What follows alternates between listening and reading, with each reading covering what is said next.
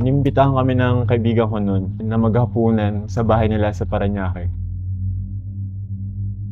Nung nagkakasiyahan ng lahat, di namin namamalayan na malalim na pala yung gabi. Maya-maya lang, nakaramdam ako ng may mga tumitingin. Nakapansin ako ng mga anino sa gilid ng mata ko. Habang tumatagal, parami sila ng parami. Umabot sa punto na sobrang gulo na ng isip ko. Tinatanong na ako ng mga kaibigan ko kung ayos lang ba ako. Nang pauwi na kami, mga 2:30 ng umaga, tahimik na lang kaming tatlo dahil sa kapagaran. Paglabas namin ng Sector X, doon namin napansin sa isang puno. May isang babae. Maputla, mahabang buhok, nakaputi. Akala ko ako lang nakita. Pero pagtingin ko sa mga kaibigan ko, maputla na rin mukha nila. Pinili ng babaeng yun na magpakita sa aming tatlo.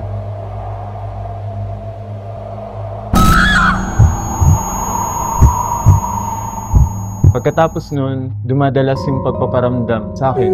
Kahit hindi mo siya nakikita, alam mo nandyan lang siya. So coming into the quest, we had no idea what the quest is all about. That area, for some reason, seems to be parang siyang daanan ng mga lost souls. Marami silang nakatira doon sa Sector X. Perhaps kwento from the past. An image of a woman. Nakabulagta. Parang nakaranas siya ng dahas. May galit of sorts. It's as if she was killed violently, diba? It was a crime of passion.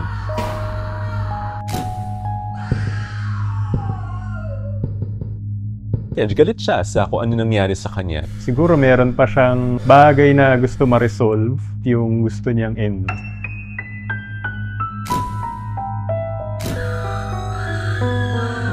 Hindi ko alam kung sino siya, pero sana kung ano man yun, sana matahimik na siya.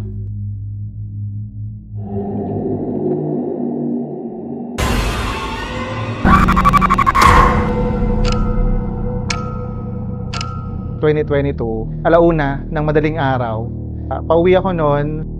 Pagsakay ko doon sa sasakyan, binabati ko muna si driver. Kinumusta lang din man niya ako. Kampante ako. Simula na yung biyahe namin. So nagkikipagkwentuhan pa siya doon hanggang sa di na kami nakapagsalita ng konti. Bigla na lang bumaba yung postura niya. Tinignan ko si driver. Di siya kumukurap. So nung tinapik ko siya, napansin ko matigas yung braso niya. Parang merong mali kay driver. Parang hindi siya yon. Nag-i-sway siya ng katawan niya, nag-i-sway siya ng ulo niya, na parang naglalaro na sa kalsada. Dalawa yung naglalaban sa akin eh. Una, yung takot ko sa kanya kasi baka mamaya ibang tao na yon. Tapos yung takot ko rin sa kaligtasan ko. Nung paliko na kami ng Guadalupe, bigla siyang dumiretso, parang natauhan.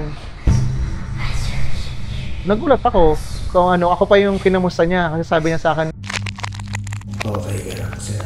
Gulong-gulo yung isip ko talaga that time. Iniisip ko pa rin, logically, baka mamaya pagod siya. Ewan ko, baka may pumasok sa katawan niya. At least safe na ako. Chinek ko yung time, lumagpas kami ng 2 hours. Though kasi hindi na bago sa akin, meron akong doppelganger. Saka meron akong nakikitang entity na madilim sa panaginip ko.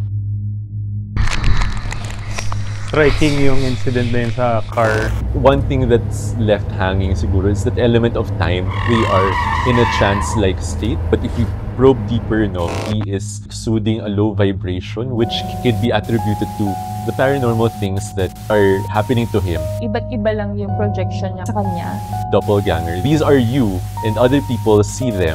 That is the entity's way of just making itself present in this world. If they do become violent in nature, or I don't think it's a doppelganger anymore, it's more of a trickster na who has the intention really of doing harm. Pwedeng nandun din sa driver yung naging problema. Nawalan sila ng 2 oras ng driver. Very similar sa encounter sa Encanto na naligaw sila tapos hindi nila alam na greater time na pala yung nag-pass.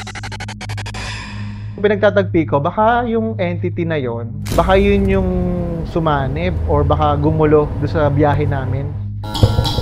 And it just proves that, you know, the unseen can be seen.